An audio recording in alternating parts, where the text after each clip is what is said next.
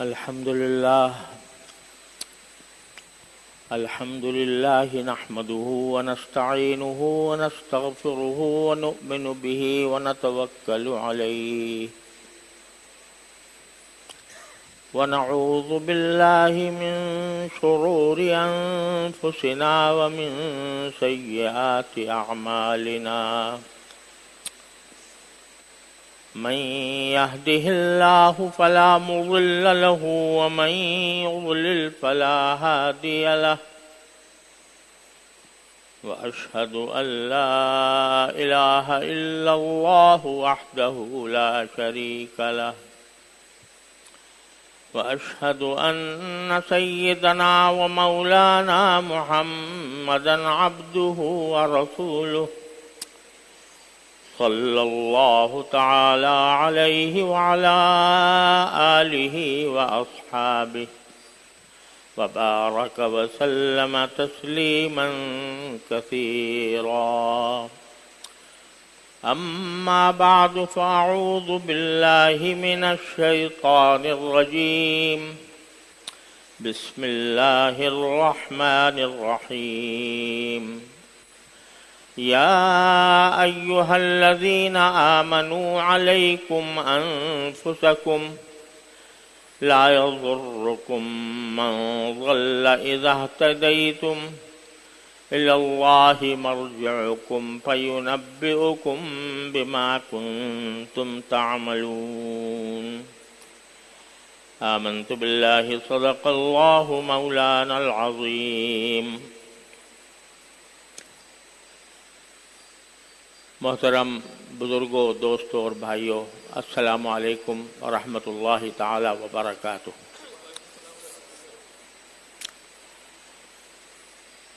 یہ آیت کریمہ ہے جس کو میں کافی دنوں سے تلاوت کرتا ہوں اور اس کے بارے میں کچھ گزارشات پیش کرتا ہوں. اس میں اللہ تبارک و تعالی نے ہم میں سے ہر ایک شخص، ہر مسلمان کو یہ ہدایت دی ہے کہ تم اپنی اصلاح کی فکر کرو، دوسروں کے پیچھے نہ زیادہ نہ پڑو. اگر دوسرے غلط راستے پر جا رہے ہیں تو اس کے وہ ذمہ دار ہیں، لیکن تم میں سے ہر شخص کو چاہیے کہ اپنے گریبان میں منہ ڈال کر دیکھے اور جہاں جہاں اس سے غلطیاں کوتاہیاں ہو رہی ہیں ان کو دور کرنے کی کوشش کرے. دوسرے الفاظ میں ہر شخص کو اپنی اصلاح کی فکر کرنی چاہیے. اور جیسا کہ میں نے پچھلے جمعہ میں عرض کیا تھا، اسلام 5 قسم کی تعلیمات پر مشتمل ہے. ایک عقائد، ایک عبادات، ایک معاملات، ایک معاشرت اور ایک اخلاق. یہ 5 شعبے ہیں جن میں اللہ تبارک و تعالیٰ نے ہمیں ایسی ہدایات عطا فرمائی ہیں جو ہماری دنیا اور آخرت دونوں کے لیے صلاح و فلاح کا ضامن ہیں. اس میں ہماری دنیا بھی بہتر ہوتی ہے اور آخرت بھی بہتر ہوتی ہے. ان 5 شعبوں میں اگر ہم اللہ جل جلالہ اور نبی کریم سرور دو عالم صلی اللہ علیہ وسلم کی ہدایات اور تعلیمات پر عمل کر لیں اور عمل کرتے ہوئے اپنی زندگی گزاریں تو انشاءاللہ ہماری دنیا بھی بہترین ہوگی اور آخرت بھی بہترین ہوگی. ان میں سے جو پہلا شعبہ ہے عقائد کا، اس کی کچھ تفصیل میں نے پچھلے جمعہ میں عرض کی تھی کہ عقیدہ صحیح ہونا چاہیے. توحید کا عقیدہ، رسول کریم صلی اللہ علیہ وسلم کی رسالت کا عقیدہ، آپ کے اوپر تمام انبیاء کرام علیہم السلام کا سلسلہ ختم ہونے کا عقیدہ، اور آخرت میں اپنے تمام اعمال کا جواب دہ ہونے کا عقیدہ. www.darsequran.com یہ ہیں بنیادی عقائد جن پر ایمان رکھنا ضروری ہے. دوسری چیز جو دوسرا شعبہ جو ہے وہ عبادات کا ہے. یعنی اللہ تبارک و تعالیٰ نے ہمارے اوپر کچھ عبادتیں فرض کی ہیں. یوں تو قرآن کریم نے ہمیں یہ فرمایا کہ وَمَا خَلَقْتُ الْجِنَّ وَالْإِنسَ إِلَّا لِيَعْبُدُونَ، میں نے جنات اور انسانوں کو صرف اس لیے پیدا کیا ہے کہ وہ میری عبادت کریں. ہماری دنیا میں آنے کا مقصد اور ہماری پیدائش کا مقصد وہ یہ ہے کہ ہم اللہ کی عبادت کریں. ہمارا مقصد زندگی یہ ہے. یہ متنبع فرما دیا گیا ہے کہ مقصد زندگی پیسہ، زیادہ سے زیادہ پیسہ کمانا نہیں، زیادہ سے زیادہ لذتیں اور مزے اڑانا نہیں، بلکہ مقصود اصلی اللہ جل جلالہ کی عبادت ہے. اب جب ہمارا اصل مقصد عبادت ہوا تو ہونا تو یہ چاہیے تھا کہ ہمارے 24 گھنٹے جو ہیں وہ عبادت میں خرچ ہوں. جب ہمیں پیدا ہی اس کام کے لیے کیا گیا تھا. چلو تھوڑا بہت کھانے پینے کی ضروریات کو مستثنا کر لو، لیکن سارا وقت اللہ کی عبادت میں صرف ہونا چاہیے تھا اس مقصد زندگی کی وجہ سے. لیکن اللہ تعالیٰ نے ہم پر کرم فرمایا، اور کرم یہ فرمایا کہ 24 گھنٹے سجدے میں پڑے رہنے کا حکم نہیں دیا، 24 گھنٹے مسجد میں حاضر رہنے کا حکم نہیں دیا، 24 گھنٹے ہمیں نماز پڑھنے کا حکم نہیں دیا. بس یہ کہا کہ بھئی 5 نمازیں ہیں جو تمہارے ذمہ فرض ہیں 24 گھنٹوں میں. اگر آدمی یہ نمازیں 24 گھنٹوں میں اطمینان سے ادا کرے تو سب ملا کر پورا 1 گھنٹہ بھی نہیں بنتا. اتنا اللہ نے ہمیں دے دیا. اور جب یہ نمازیں فرض کی جا رہی تھی، شروع میں 50 فرض کی گئی تھی شب معراج میں کہ 50 نمازیں پڑھیں گے، اور وہ عین اللہ تعالیٰ کا حق تھا. جب ہمیں اس نے پیدا کیا عبادت کے لیے تو اگر وہ ہم پر 50 نمازیں دن بھر میں 24 گھنٹوں میں فرق کر دیتا تو اس کا حق تھا. چنانچہ رسول کریم صلی اللہ علیہ وسلم نے تسلیم کر لیا اور وہ لے کر فریضہ لے کر آگے نیچے پہنچے. یہ تو موسیٰ علیہ السلام کا ہم پر کرم تھا کہ موسیٰ علیہ السلام نے یہ کہا کہ رسول کریم صلی اللہ علیہ وسلم سے کہ آپ کے اوپر آپ کی امت پر 50 نمازیں فرض کر دی گئی ہیں، امت کے اندر اتنی طاقت نہیں ہوگی کہ وہ 50 نمازیں پڑھا کرے 24 گھنٹے میں.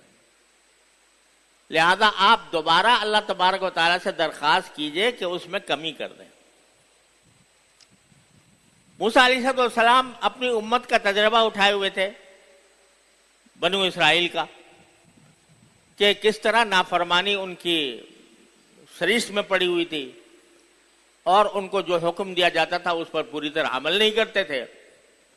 تو اس لیے انہوں نے فرمایا کہ بھئی 50 نمازیں تم آپ کی امت جو ہے وہ طاقت نہیں رکھے گی، لہذا آپ دوبارہ اللہ جل جلالہ کے پاس جا کر اس میں کمی کروائیے. حضور اقدس صلی اللہ علیہ وسلم کمی کرنے کے لیے تشریف لے گئے اور اللہ جل جلالہ سے درخواست کی. آپ نے کمی کر دی، پھر کمی کر دی، پھر کمی کر دی، یہاں تک کہ 5 رہ گئی. اور اللہ تعالیٰ نے فرمایا کہ ہیں تو یہ 5، میں اس پر ثواب 50 ہی کا دوں گا. اس وقت بھی موسیٰ علیہ السلام نے عرض کیا کہ حضرت 5 نمازیں بھی پتہ نہیں یہ امت پڑھ سکے گی یا نہیں پڑھ سکے گی، اور کم کروا لیجئے. تو نبی کریم صلی اللہ علیہ وسلم فرمایا اب مجھے شرم آتی ہے دوبارہ اللہ تعالیٰ کے پاس جانے میں. تو 5 نمازیں اس طرح ہم پر فرض ہوئیں. یعنی اصل قاعدے کا تقاضا یہ تھا کہ 24 گھنٹے کے 24 گھنٹے عبادت میں گزرتے. اللہ نے اس کا دوسرا طریقہ ہمیں بتا دیا، لیکن یہ عبادت ایسی 5 نمازوں کی مقرر کر دی جس میں سب ملا کر مشکل سے 1 گھنٹہ لگے گا. اتنا کرم فرمایا.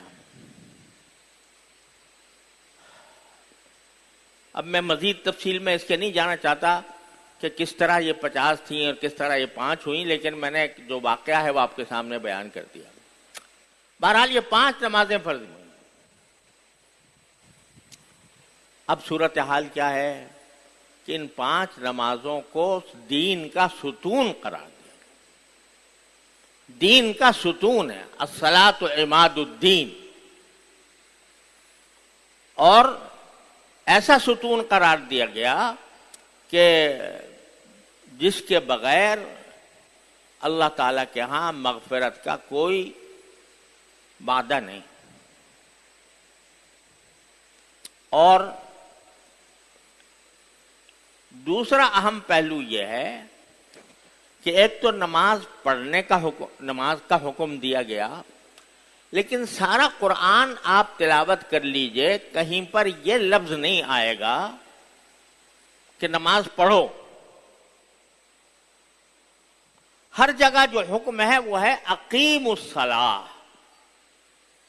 نماز قائم کرو. نماز پڑھنے کا لفظ نہیں ہے، نماز قائم کرنے کا حکم ہے. قائم کرنے کے کیا معنی ہے؟ قائم کرنے کے معنی یہ ہے کہ ایک تو جماعت سے پڑھی جائے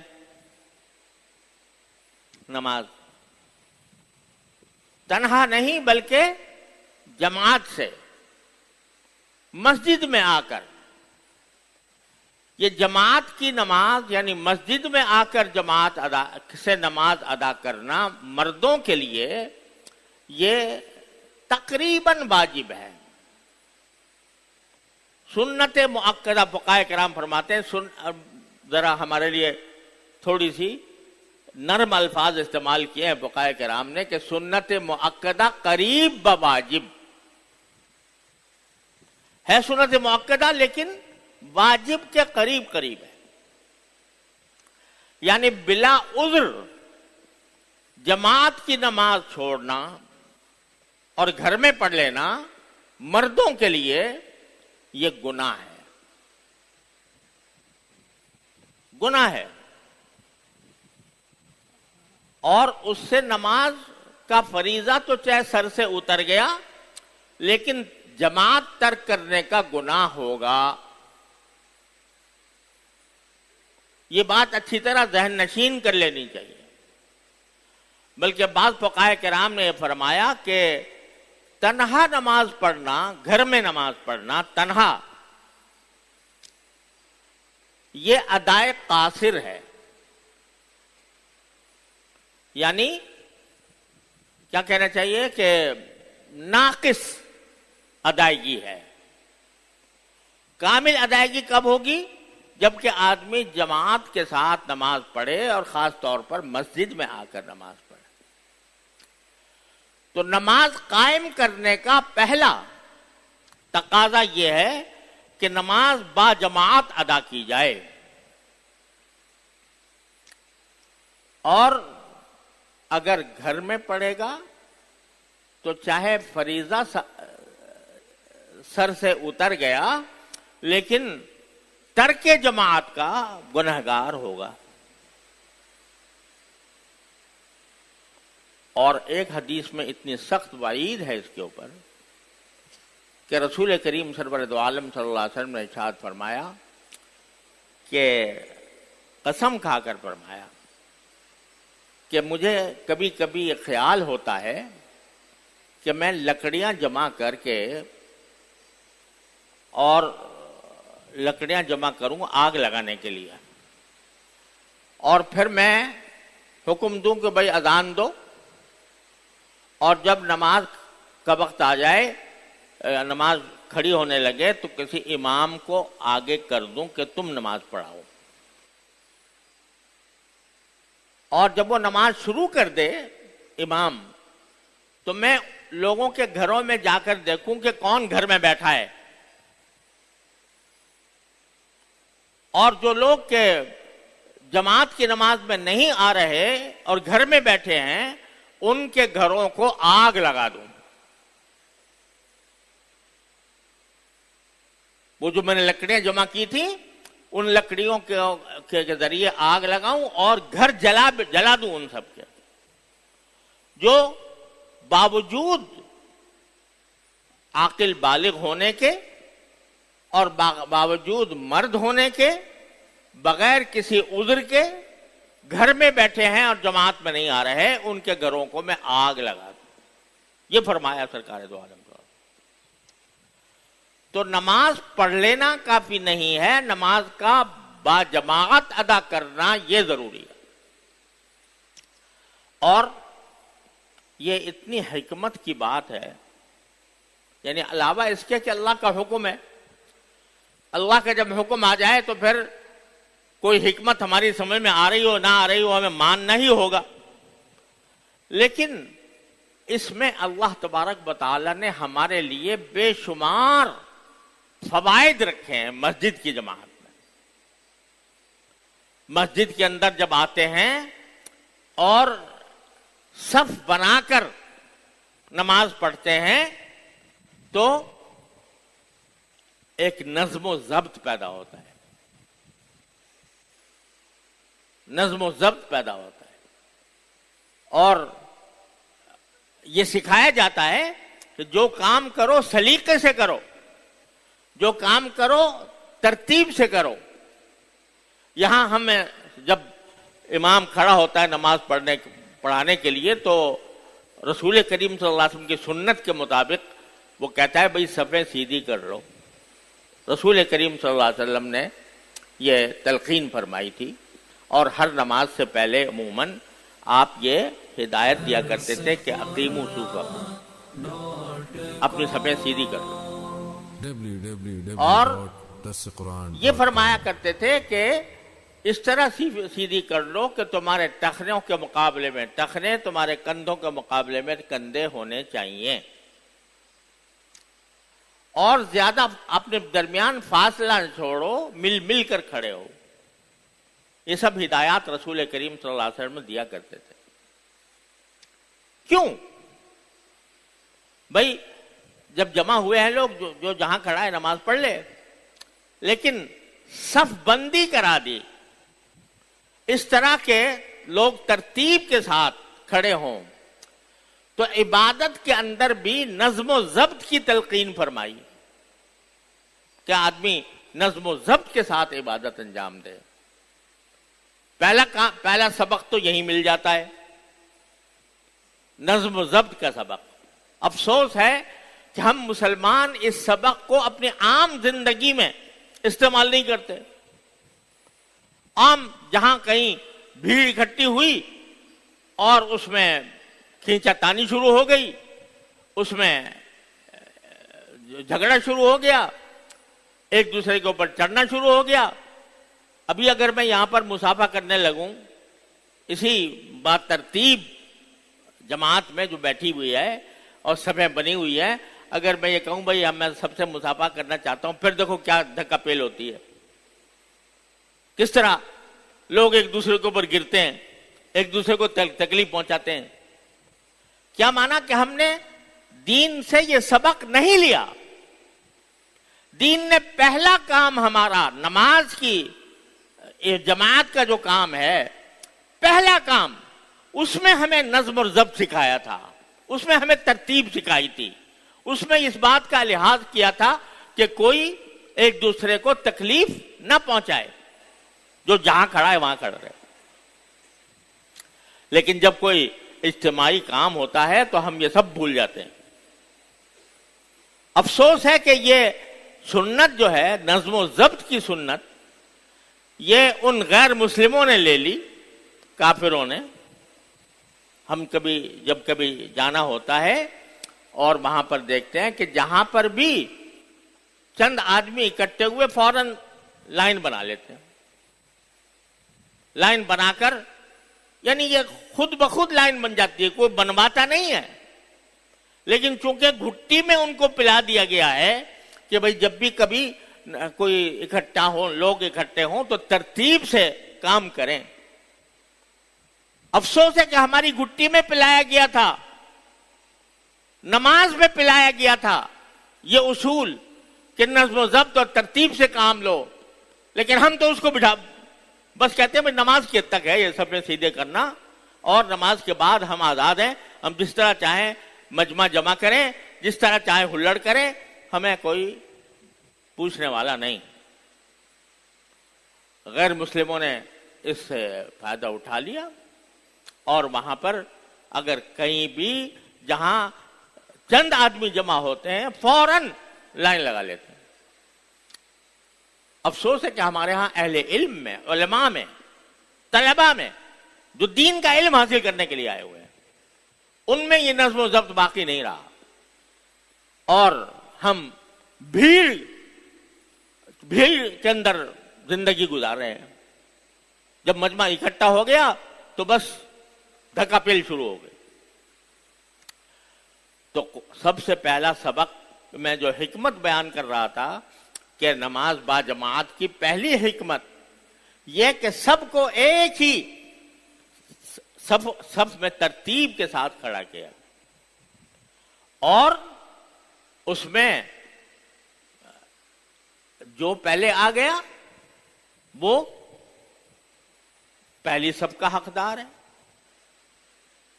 اور اس کے برابر میں چاہے کوئی بھی کھڑا ہو، بادشاہ بھی ہے، کوئی بڑا منصب والا بھی ہے، لیکن اس کے برابر میں ایک مزدور کھڑا ہوگا. ایک ہی صف میں کھڑے ہو گئے محمود و ایاز، نہ کوئی بندہ رہا نہ کوئی بندہ نواز. یہ سکھایا گیا نماز با جماعت کے اندر پہلی بات کہ ترتیب قائم کرو، اور اللہ جل جلالہ کے سامنے سب ایک ہو. کوئی صاحب منصب، کوئی عہدے والا، کوئی بڑے سے بڑا آدمی، وہ جب اللہ کے سامنے کھڑا ہو تو وہ عام انسان کی طرح کھڑا ہو، اس کا کوئی امتیاز نہ ہو. تو دوسری چیز یہ سکھا دی کہ سب مسلمان برابر ہیں، اپنے انسانی حیثیت میں سب برابر ہیں. اللہ تعالیٰ کے سامنے جب کھڑے ہوں گے تو سب برابر کھڑے ہوں گے، یہ سکھا دیا. پھر اللہ تبارک و تعالیٰ نے نماز با جماعت میں یہ خاصیت رکھی ہے کہ جب ہم نماز کے اندر آتے ہیں جماعت میں تو بہت سے لوگ ایسے ہوتے ہیں ہمارے ساتھی جو ہر وقت ہر نماز میں نظر آتے ہیں الحمدللہ. تو ان سے ایک محبت پیدا ہوتی ہے، ایک صحبت کا اثر پڑتا ہے، اور ان کی ساتھ ایک دلی تعلق پیدا ہو جاتا ہے. ایک دوسرے کا حال احوال پوچھتے ہیں.